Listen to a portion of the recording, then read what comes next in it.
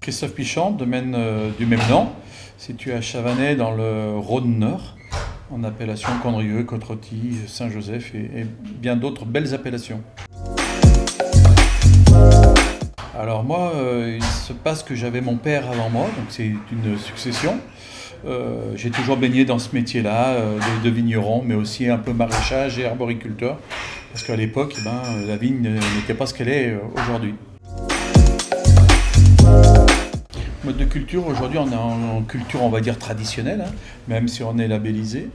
Euh, on va dire l'évolution de la viticulture et des mentalités a fait qu'on est allé vers une agriculture plus vertueuse.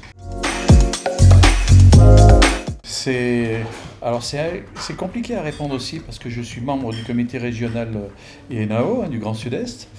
Et normalement, c'est basé sur l'analytique, hein, purement chimique. Mais nous, au domaine, c'est à la dégustation de la baie que l'on fait ça. Depuis, bon, je dirais qu'on a été les premiers en Nord-Vallée du Rhône à faire ce style-là, quoi. Alors en fait, on a plusieurs appellations, hein. On a 6 crus sur les 8 du nord de la vallée du Rhône. Et en fait, chaque appellation a sa propre typicité et a ses propres modes de vinification au domaine. Ça peut aller sur des gros hermitages en 100% égrappés et sur certaines cuvées comme Côte-Rôtie par exemple, avec seulement 5% de vendange entière.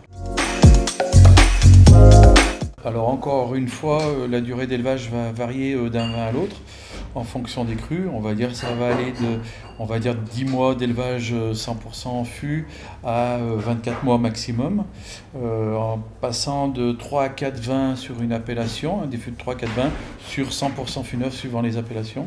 Après un peu d'amphore, hein, 750 litres pour des vinifications sur des condrieux par exemple en cuvée sans ajout de sulfite, pour une meilleure préservation de l'aromatique et de la fraîcheur de ces vins. Après, oui, suivant des cuvées, on peut faire un peu de fût et un peu de cuve inox.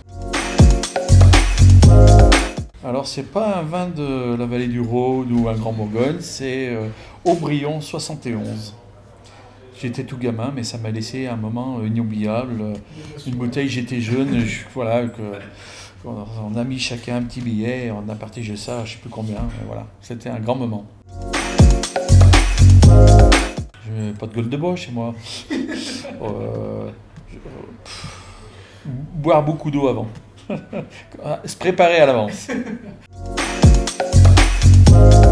Non, il n'y a pas de belle ou grande bouteille, c'est le moment de partage et de convivialité, plutôt vin blanc, je dirais, parce qu'il faut commencer par l'apéritif, donc plutôt vin blanc. Ouais, à l'époque, on pouvait conduire avec de l'alcool dans le sang, donc on se souciait pas trop de ça, donc il y en avait beaucoup. Une mémorable, ouais, pour faire une dizaine de kilomètres, j'ai dû mettre 12 heures pour rentrer. J'ai jamais pensé à ça, parce qu'en fait, j'ai aucune jalousie ou j'ai jamais eu quoi que ce soit envers un vigneron, parce que tous les vignerons peuvent être de grands vignerons. Il y en a qui sont plutôt cachés, il y en a d'autres qui sont plus expansifs, voilà, plus médiatiques, on va dire. Donc non, pas réellement de modèle. Exigeant peut-être, exigeant envers mon fils, puisque c'est lui qui vinifie aujourd'hui. Bah, une Côte-Rôtie. Ah, sportif. Ah, je mettrais une famille. Parce que nous, le domaine, on est plutôt famille. Je mettrais la jeunesse, la persévérance, les Lebrun, les pongistes. Qui en plus sont actuellement voilà, en pleine expansion et, voilà, et à la lumière, mais voilà. De très bons jeunes qui ont la tête sur les épaules. Bah, une région déjà où il y a du vin.